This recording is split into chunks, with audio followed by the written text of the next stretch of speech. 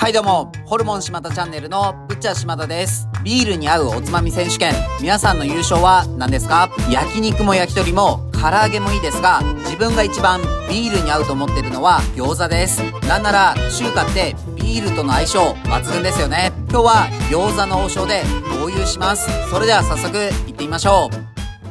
今日は朝から次の撮影場所のロケハン行ってて、気づけばお昼はあっという間に過ぎ、そろそろ日も暮れそうです。お腹も空いたので、遅めのお昼ご飯兼早めの晩酌です。餃子の王将にやってきました。昼から夜まで投資でやってるのって、こういった微妙な時間にありがたいですよね。餃子の王将とは株式会社王将フードサービスが運営する中華料理チェーンです。1967年12月25日に京都市の大宮駅付近に1号店が開店。直営店500店舗以上、フランチャイズ約200店舗の合計700店舗以上を展開しています。中華料理は出来たてが一番美味しく、調理の過程が見えた方が安心という理念からオープンキッチンスタイルが特徴です。2016年3月、女性をメインターゲットとした餃子王将をオープン。2019年6月、全席スタンディングスタイルの店舗で発車時刻までのわずかな時間、待ち合わせまでのひとときといったニーズに応える餃子の王将エクスプレスというユニークな挑戦もしています。ちなみに似たような名前で大阪王将がありますが、大阪王将は餃子の王将ののれん分けとしてもともとスタートしました。現在は全く別な経営母体なので別なチェーン店です。席に案内されました。お店の外観とギャップを感じる王将のロゴが入ったグラスです。なぜかいい矢沢を思い出してしまいます。メニューを眺めてみましょ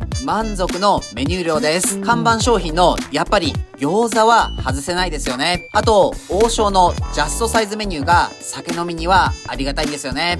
まずはビールを頼み乾杯しましょう。いただきます。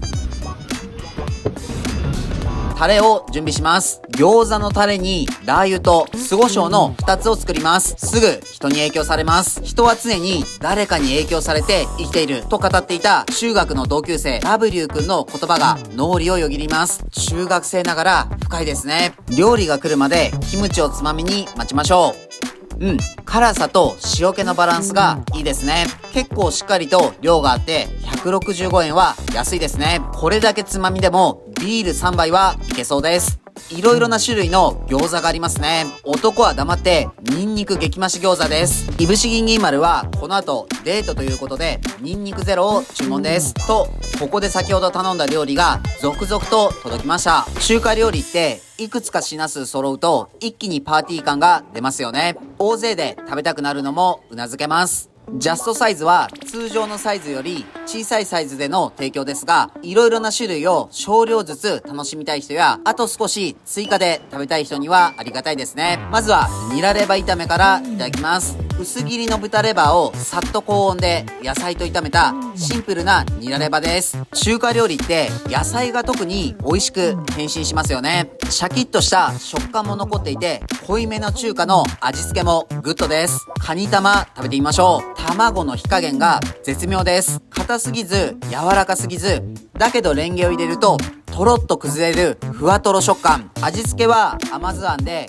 ケチャップベースの甘さと酸味のあるあんがたっぷりかかっています。目をつぶるとまぶたの裏にオムライスがちらついています。これは子供も好きですね。これをチャーハンに乗せたバージョンもありますが、おつまみならこっちが正解です。他にもあんは塩と京風から選べます。お次は油淋鶏です。この量がジャストなサイズですね。この唐揚げに醤油ベースの甘酸っぱいタレとたっぷりのネギの食感、これはライスが欲しくなります。タレにビチャビチャに3回くらいつけて味しみしみの衣で白飯を豪快に書き込みたいです。お次はおすすめで書いてあったスパイシーフライドチキンです。スーパーとかで売っているチキチキボーン風味だそうです。あれ小さい頃好きだったんですよね。気分を変えて王将のマジックパウダーをつけていただきます。しょっぱさと胡椒のスパイシーさが強調されてよりおつまみとしてグレードアップします。ここで主役のお出ましです。今回2種類の餃子を頼んでみました。まずはニンニクゼロの生姜餃子を酢胡椒でいってみましょう。生姜のピリッとすっきりとした辛さがいいアクセントですね。これにはレモンサワーが良さそうです。ニンニク激増し餃子はどうですかね。しっかりニンニクが詰まっていて、がっつりニンニクのパンチが効いてて、